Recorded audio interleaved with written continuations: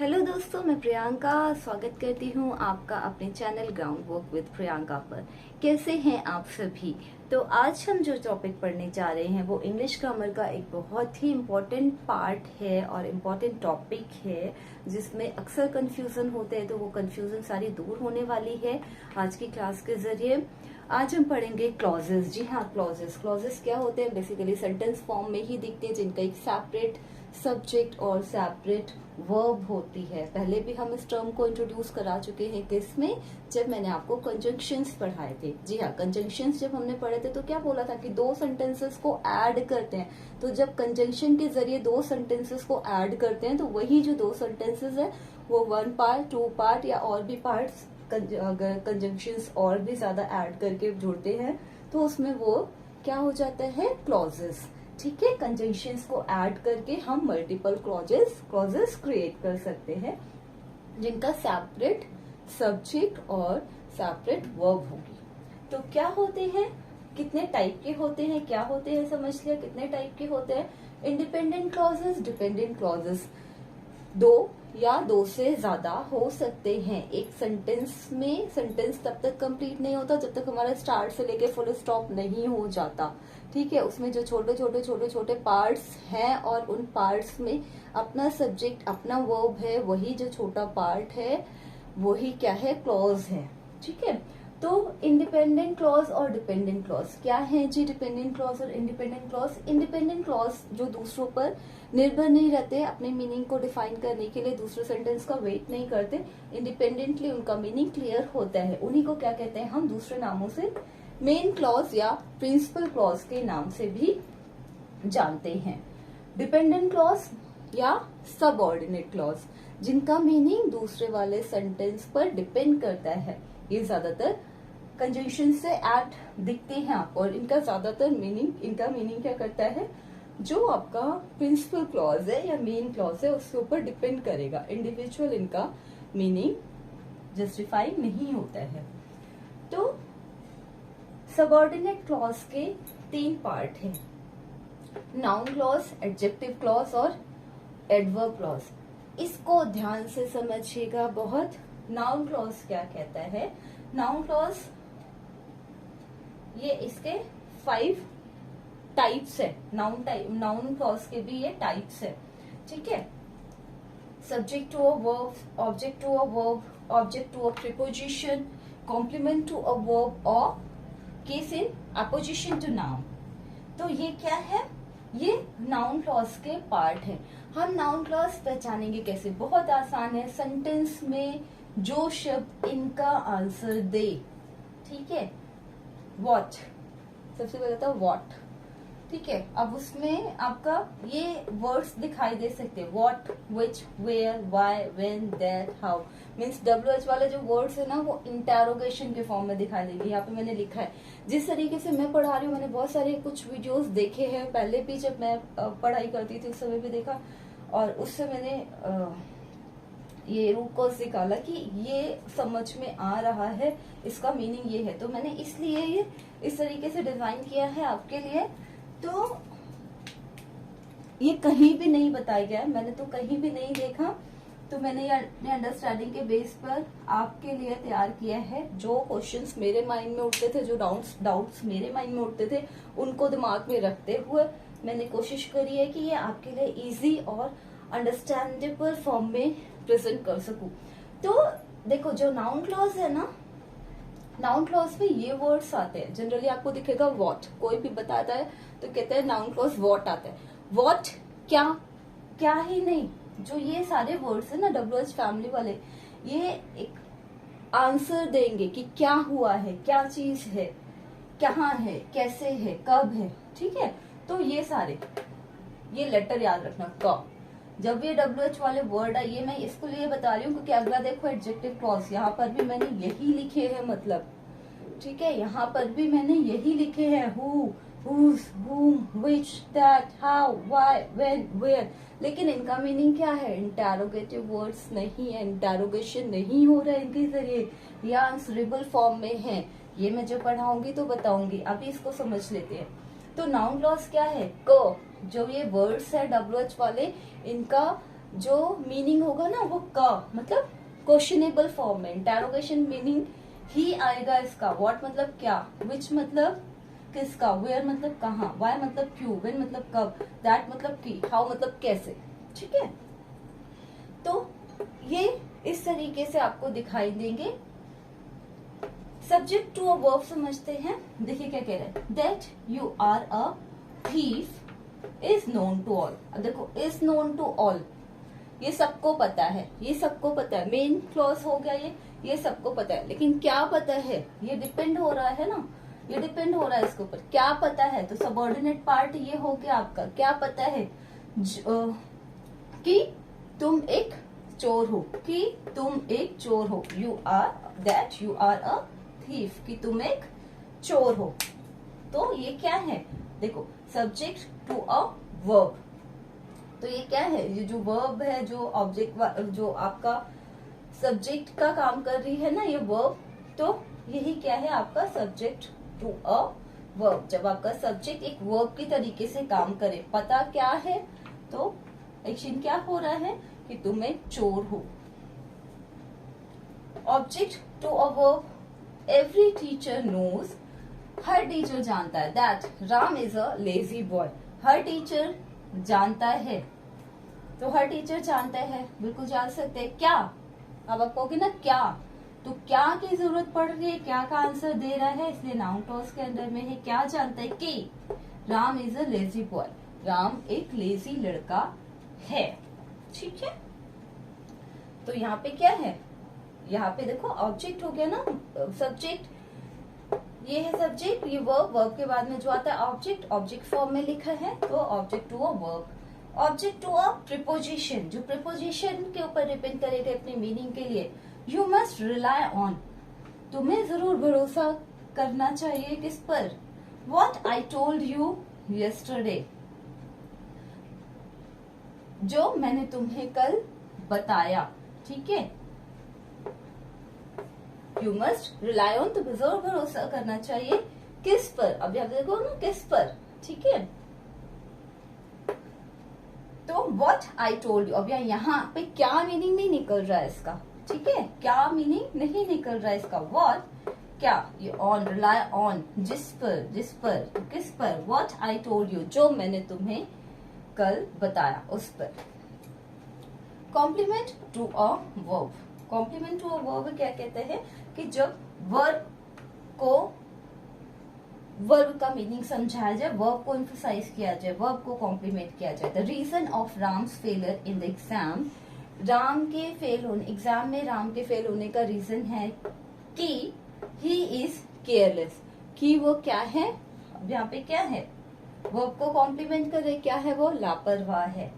Case in opposition to a noun, the news that Gandhi ji was shot dead spread like a wild fire. The news, एक खबर, क्या खबर, तो ये क्या में बता रहे क्या, that Gandhi ji was shot dead, Gandhi ji को गोली मार दी गई या मारकर हत्या कर दी। स्प्रेड लाइक अ, क्या हो गई, the news spread like a wild fire, news क्या है, आग की तरह फैल गई, आग की तरह फैल गई या कोई खबर है, ये मेन प्रोसेस का काम कर रहा है, तो खबर क्या फैली होगी, तो that Gandhi ji was shot dead. ठीक है, अब ये है आप, तो ये था नाउन क्लॉज, जिसके पांचों टाइप हमने समझे। आगे एग्जांपल्स के जरिए और सेंटेंसेस के जरिए और ज्यादा समझते जाएंगे इनको। अभी शार्ट में जो इनका आंसर देगा, इंटेरोगेशन वर्ड्स का आंसर देगा, वो हो जाएगा हमारा नाउन क्लॉज के अंदर में। अब एडजेक्टिव क्लॉज को समझते हैं। एडजेक्टिव क्लॉज ही क्या कहते हैं, जो कि रिलेशन बताता है, एक रिलेटिव क्लॉज होता है। हु को हम जानते हैं, कौन के जरिए नहीं, जो, हुज, ये क्या करेगा, ये जो अपने से पहले वाला वर्ड है ना, अपना एंटीसीडेंट को क्या करेगा, एंटीसीडेंट को बताता है, एंटीसीडेंट के बारे में जस्टिफाई करता है अपने से, मतलब इन क्लॉजेस से, इन कंजंक्शन से पहले जो ठीक पहले वर्ड आ रहा है ना, उसको डिफाइन करता है, उसके बारे में बताता है। हु जो, हुज जिसका, हुम जिसे, विच जो सा, इधर कौन सा, तो जो सा या जो भी, दैट जो कि, हाउ जितना, वाई जिसलिए, व्हेन जब, वेयर जहां। तो ये वो सारे इंटरोगेटिव वर्ड्स हैं जिनका मीनिंग क्या है। जब हम सिंपल सेंटेंस में पढ़ते हैं तो ये हो जाता है, जब इंटरोगेटिव सेंटेंस में पढ़ते हैं तो आपका ये क वाले उसमें रहते हैं। ये आ गया हमारा एडवर्ब क्लॉज। एडवर्ब क्लॉज क्या है? Time, place, reason, condition, comparison, contrast, result, purpose, manner, जो कि हमने कंजंक्शन में भी पढ़ा था। तो टाइम को डिफाइन करने के लिए क्या है? When, while, till, until, as soon as, before, after, as, long as, इस तरीके से। प्लेस को डिफाइन करने के लिए कंजंक्शंस यूज हो जाएंगी कौन से? Where, whenever. तो ये क्या है? इन सबको बताते हैं। Adverb of time, adverb of place, adverb of reason, तो ये सबको अलग अलग डिफाइन करेंगे जो कि इस कंजंक्शन के साथ में ऐड होंगे। रीजन बताएंगे तो बिकॉज, सिंस, एज। कंडीशन बताएंगे तो इफ, अनलेस, इन केस।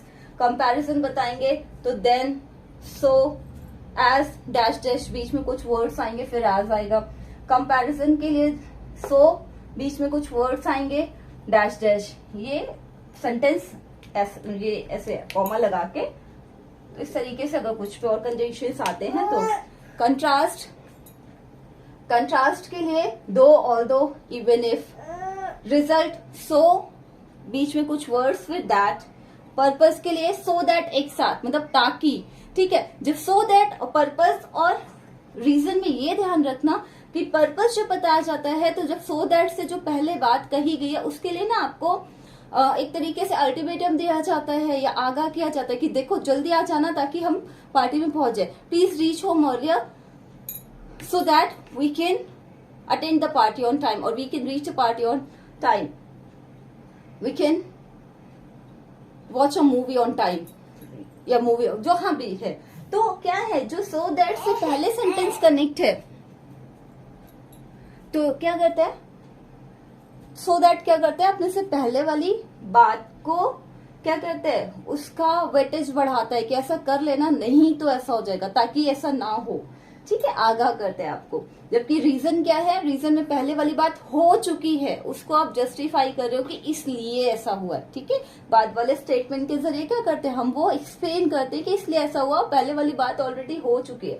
तो रीजन में ये डिफरेंस होता है कि जब हमारा सो दैट पर्पस एक साथ आएगा तो ताकि में, और जो रीजन बताया जाता है उसमें। मैनर, मैनर के लिए क्या आ जाएगा? एज, सो, फॉर, एज, इस तरह के कुछ वर्ड्स। तो ये हमारा छोटा सा ओवरव्यू था, ये हमारा छोटा सा ओवरव्यू था क्लॉजेस के ऊपर। अगली स्लाइड में हम समझते हैं एक एक करके इन क्लॉजेस को डिटेल में। तो देखिए, हम नाउन क्लॉज और एडजेक्टिव क्लॉज इसमें कंपैरिजन करते हुए चलते हैं। माइक स्टार्ट तो है ना, एक मिनट चेक कर दूं। हाँ, नाउन क्लॉज और एडजेक्टिव क्लॉज कंपैरिजन करके पढ़ेंगे, क्योंकि जो मैंने इसमें वर्ड्स बताए कॉमन है। WH फैमिली वाले जो यूज हो रहे हैं वो इंटरोगेशन और आपको आंसरेबल दोनों ही फॉर्म में दिख रहे हैं। तो चलिए देखते हैं। सभी में दोनों में मैंने आपकी इंडिविजुअल सेंटेंसेस लिखे सेपरेट और फिर उनको कंबाइन किया। देखिए, ही डज नॉट नो, वो नहीं जानता है, ये एक अपना मेन सेंटेंस है। हु इज शी, ये भी अपने में मेन है। दोनों ही प्रिंसिपल क्लॉज हैं, दोनों ही प्रिंसिपल सेंटेंसेस हैं। अब हम इनको कंबाइन करते हैं और इनका मीनिंग समझते हैं।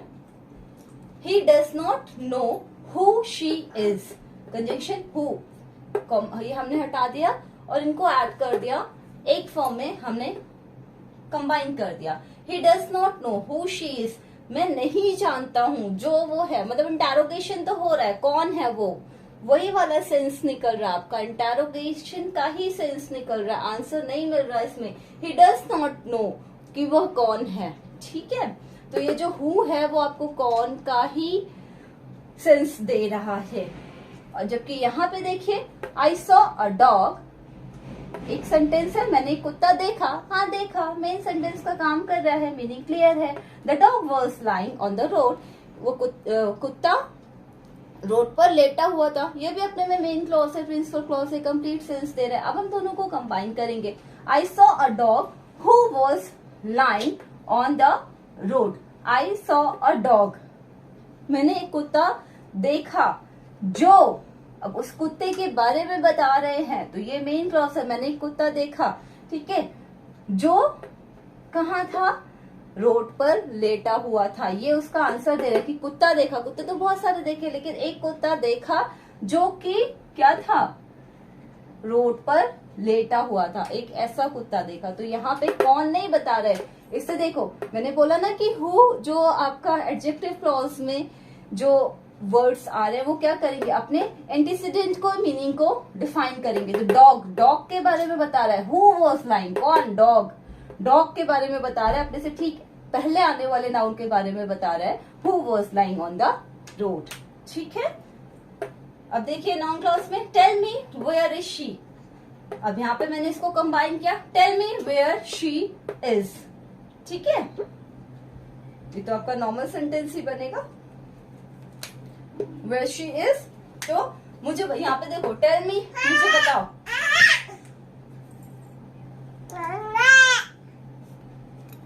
तो tell me where is she, मुझे बताओ वह कहाँ है। अभी क्या है, tell me where she is, हमने इसको क्या है कंबाइन करके एक सिंपल फॉर्म में क्रिएट किया कि मुझे बताओ जहां वह है, मतलब मुझे बताओ कहाँ है। देखिए अब इधर एडजेक्टिव क्लॉज में, I gave him a camera, the camera was very cheap, मैंने उसे एक कैमरा दिया, एक सेंटेंस। दूसरा सेंटेंस क्या कह रहे हैं, कैमरा बहुत सस्ता था, कंबाइन करके बना, I gave him a camera which was very cheap, which मतलब जो कि बहुत सस्ता था, कौन, कैमरा। एंटीसीडेंट को डिफाइन कर रहा है जो कि। ठीक है, देखिए ही में नाउन क्लॉज, ही में बी इनोसेंट, वो इनोसेंट हो सकता है, आई डोंट नो, मुझे नहीं पता। इसको कैसे हम कह सकते हैं, I do not know if he is innocent, मुझे नहीं पता कि क्या वह, जो इफ या वेदर यूज हुए ना, इनका मतलब कि क्या।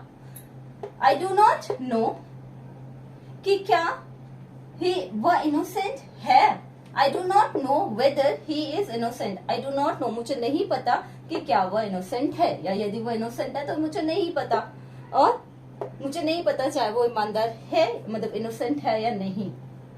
तो यहाँ पे भी क्या है, डू नॉट, नेगेटिव इंटेरोगेशन का मीनिंग ही निकल रहा है कि क्या, आप ध्यान रखिएगा। अब यहाँ पे देखिए, this is the school I was taught here in my childhood, this is the school, ये वही स्कूल है, आई was taught here in my childhood, जहां मैंने अपने बचपन में पढ़ाई की थी। दिस इज द स्कूल, ये वही स्कूल है, द स्कूल मतलब ऑलरेडी इन्फॉर्म्ड है, हमने आर्टिकल में पढ़ा था। दिस इज द स्कूल, ये वही स्कूल है, द सेम वाला मीनिंग आ रहा है। Where I was taught in my childhood, where मतलब जहां मैंने, ये आंसर दे रहा है किसके बारे में, द स्कूल के बारे में, जहां मैंने अपने बचपन में पढ़ाई की थी। तो ये है आपके एडजेक्टिव क्लॉज, जहां पे WH वर्ड्स क्या कर रहे हैं, आपको आंसर फॉर्म में अपने एंटीसीडेंट के बारे में बता रहे हैं। और ये है नाउन क्लॉज, जहां पर ये आकर एक सिंपल सेंटेंस बेशक बना रहे हैं, लेकिन उनका जो सेंस है वो इंटेरोगेशन ही है। कुछ और एग्जांपल्स देखते हैं नेक्स्ट स्लाइड में। और प्लीज इसमें बेबी की वजह से डिस्टर्बेंस हुआ, उस साउंड को अवॉइड करिएगा, ये बहुत शैतान है, बिल्कुल चुप नहीं रहता है, बहुत मुश्किल हो जाता है मुझे वीडियो बनाने में। सो प्लीज नेक्स्ट स्लाइड में मिलते हैं, इग्नोर हिम। देखिए एडवर्ब क्लॉज के कुछ एग्जांपल्स देखते हैं हम।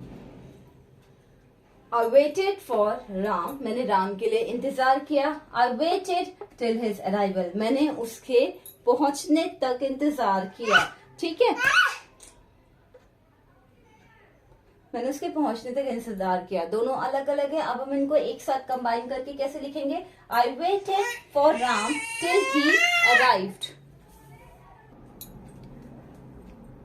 यहाँ पे क्या हो गया, I waited for Ram till he arrived, मैंने राम के पहुंचने तक इंतजार किया। मैंने इंतजार किया कब तक, जब तक राम पहुंचा नहीं, मतलब उसके पहुंचने तक इंतजार किया। तो कब तक इंतजार किया, टिल। तो ये क्या बता रहे हैं, आपका एडवर्ब ऑफ टाइम। ठीक है, एडवर्ब ऑफ टाइम बता रहा है ना ये।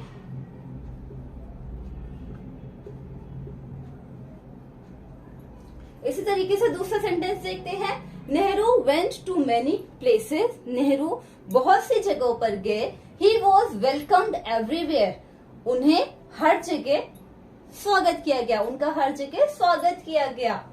अब इनको कंबाइन करके कैसे लिखेंगे, नेहरू वॉज वेलकम्ड, हुआ क्या है, नेहरू का स्वागत हुआ है जहां कहीं वो गए। तो जहां कहीं, वेयर, वेयर एवर, तो क्या बन जाएगा ये, एडवर्ब ऑफ प्लेस। ठीक है, क्योंकि जहां कहीं या जहां प्लेस की बात हो रही है। ही इज वीक, वह कमजोर है। आई शेल टीच हिम, मैं उसे पढ़ाऊंगा। दोनों सेपरेट प्रिंसिपल क्लॉज है, कंबाइन किया। आई शेल टीच हिम, मैं उसे पढ़ाऊंगा। मेन क्लॉज है ये।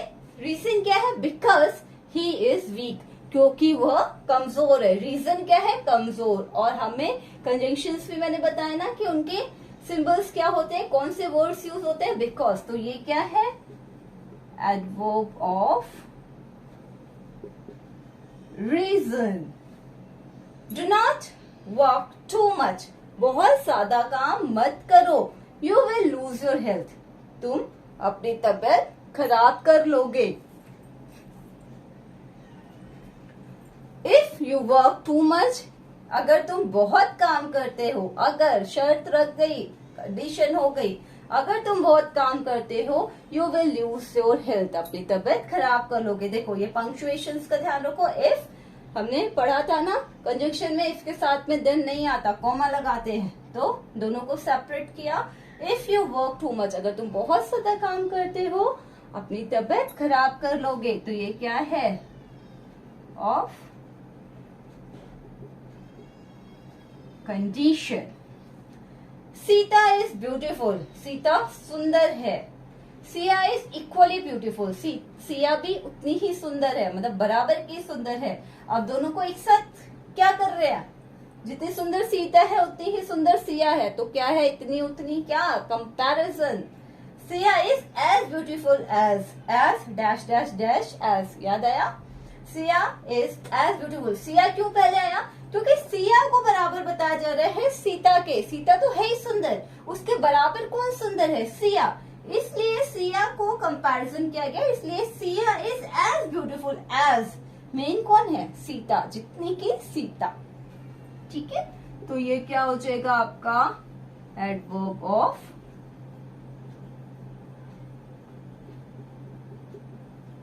कंपैरिजन। ही इज पुअर, वह गरीब है। ही इज ऑनेस्ट, वह ईमानदार है। दोनों सेपरेट, मेन क्लॉज कंबाइन किया। ऑल्दो ही इज पुअर, हालांकि वह गरीब है। ही इज ऑनेस्ट, फिर भी वो क्या है, ईमानदार है। तो इसका मतलब क्या है कि ये दोनों चीजों से क्या कर रहे हैं, कंट्रास्ट। तो ये क्या हो जाएगा आपका, एडवर्ब ऑफ कंट्रास्ट। चलिए इसी पे आपको ये जो ग्रीन से लिखे हैं हमारे कंबाइंड सेंटेंसेस, इसी में बता देती हूँ आपको प्रिंसिपल और मेन क्लॉज कैसे पहचानेंगे। आई वेटेड फॉर राम, मैंने राम के लिए इंतजार किया। ठीक है, टिल ही अराइव्ड, टिल ही अराइव्ड, अगर मैं सिर्फ एक सेंटेंस ये है, टिल ही अराइव्ड, एक सेंटेंस ये है। अगर मैं सिर्फ बोलती हूँ कि टिल ही अराइव्ड, तो आपके मन में क्वेश्चन रेस होगा ना कि सेकंड पार्ट तो चाहिए कि कौन अराइव्ड, किसकी बात हो रही है, क्यों कहा मैंने ये, उसके पहुंचने तक, तो किसके पहुंचने तक, तो क्या हुआ है, कंप्लीट ये कर रहे हैं, मैंने राम के लिए इंतजार किया। अब ये नहीं भी बोलेंगे तो चलेगा, लेकिन अगर खाली ये बोलेंगे तो ये चाहिए, इसलिए ये क्या हो जाएगा, ये वाला जो सेंटेंस है टिल से पहले, ये आपका क्या हो जाएगा, ये पूरा बन जाएगा, इधर लिख दूं मैं, पीसी प्रिंसिपल क्लॉज और ये सबऑर्डिनेट क्लॉज। ठीक है, ऐसी इसी तरीके से नेहरू वॉज वेलकम। अब मैं लिखूंगी नहीं, समझा दे रही हूँ क्योंकि फिर बहुत ज्यादा हौच पौच हो जाएगा स्लाइड दिखने में। ठीक है, समझा दे रही हूँ, so be focused. Nehru was welcome, Nehru का स्वागत किया गया। जहां कहीं वह गए, जहां कहीं वह गए अगर मैं बोलूंगी तो क्या है, इसके लिए भी एक आपको कंप्लीट सेंस पूरा करने के लिए सेंटेंस चाहिए। तो ये क्या है, नेहरू वॉज वेलकम्ड। तो नेहरू का स्वागत किया गया या नेहरू का हमेशा स्वागत किया गया। Nehru was welcomed always, object लगा दो, एक कंप्लीट है सेंटेंस, कोई और जरूरत नहीं है। लेकिन अगर मैं बोलूं वेर एवर ही वेंट, जहां कहीं वो गए, तो कौन कहाँ क्वेश्चन रेज होगा। तो जहां उनका स्वागत किया गया, जहां कहीं वो गए, तो ये क्या है, नेहरू वॉज वेलकम्ड, ये आपका हो जाएगा मेन क्लॉज। और principal clause wherever he went, ये हो जाएगा आपका subordinate clause. I shall teach him, मैं उसे पढ़ाऊंगा, कंप्लीट सेंटेंस है। रीजन दिया बिकॉज ही इज वीक, क्योंकि वो कमजोर है। क्योंकि वो कमजोर है तो क्या, यहां पर ठीक था ही इज वीक, लेकिन यहाँ पे क्या है कि ही इज वीक, रीजन दे रहे हैं तो क्योंकि वो कमजोर है तो क्या करोगे, मैं पढ़ाऊंगा। तो ये आपका प्रिंसिपल क्लॉज हो गया। Do not work too much, बहुत ज्यादा काम मत करो। You will lose your health, अब यहाँ पे क्या कह रहे हैं कि you will lose your health. Do not, अब दोनों इंडिपेंडेंट है। अब यहाँ पे कह रहा है if you work too much, अगर तुम बहुत ज्यादा काम करोगे तो क्या होगा, you will lose your health, तुम अपनी तबीयत खराब कर लोगे। You will lose your health, अगर आप इतना बोलते हो कि तुम्हारी तबीयत खराब हो जाएगी। सो पहला वाला पार्ट अंडरस्टूड है, लेकिन if you work too much, अगर आप सिर्फ इतना बोलोगे कि अगर तुम बहुत ज्यादा काम करोगे तो क्या, आगे आप वेट करोगे ना कुछ और बोलने का, हाँ तो क्या होगा, तो भाई क्या होगा, तबीयत खराब होगी। ठीक है, तो ये मेन क्लॉज हो गया और ये बन गया subordinate clause. Siya is as beautiful as Sita, ये तो हमारा कंपैरिजन सिंगल क्लॉज है। Although he is poor he is honest, he is honest अपने में प्रिंसिपल क्लॉज मेन क्लॉज है, ईमानदार है। हालांकि वो गरीब है, हालांकि वो गरीब, अगर मैं इसे बोलूं कि हालांकि वो गरीब है तो क्या है, ये जो कंजंक्शन लगा रहा है ये अपने में क्या कह रहा है कि कुछ इसमें जोड़ो, ऐड करो, नहीं तो कंप्लीट नहीं बन रहा सेंटेंस। तो उसके लिए क्या है कि ये आपका subordinate clause, although he is poor और ही इज ऑनेस्ट बन जाएगा मेन क्लॉज। आइए कुछ और बचे हुए एग्जांपल्स देख लेते हैं एडवर्ब क्लॉज के। एडवर्ब क्लॉज क्या कहते हैं, आगे के रूल्स हमारे। ही वॉज वेरी पुअर, वो बहुत गरीब है। He could not buy this cycle, वह ये साइकिल नहीं खरीद सकता। क्या करेंगे combine, he was so poor that he could not bye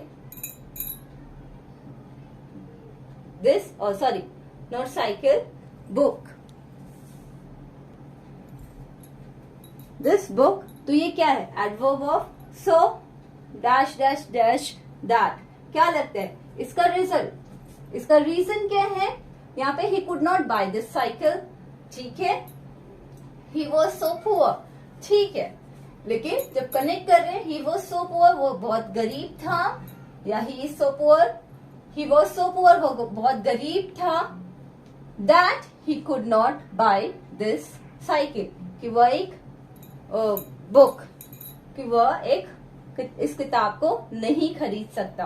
तो ये क्या है आपका एडवर्ब ऑफ रिजल्ट, गरीब होने की वजह से रिजल्ट दे रहे हैं ना कि वह ये साइकिल को खरीद नहीं सकता, गरीब है इसकी वजह से। तो गरीब होने का रिजल्ट क्या हुआ, परिणाम क्या निकला कि भैया वो ये किताब भी नहीं खरीद सकता। तो adverb of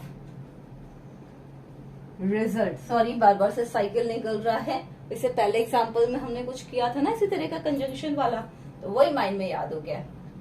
I drew my sword, मैंने अपनी तलवार निकाली। I wanted to defend myself, मैं खुद को बचाना चाहता था। आई ड्रू माई स्वॉर्ड, मैंने अपनी तलवार निकाली, सो दैट, ताकि, I can defend myself, मैं खुद को बचा सकूं। तो सो दैट क्या है, मैंने अपनी तलवार निकाल ली, निकालने के पीछे क्या है, एक रीजन क्या था कि I can defend my self, तो ये ना हो जाए इसलिए ऐसा किया गया। तो ये क्या है, एक पर्पस था, ठीक है, तलवार निकालने एक पर्पस था अपने आप को बचाने का। तो एडवर्ब ऑफ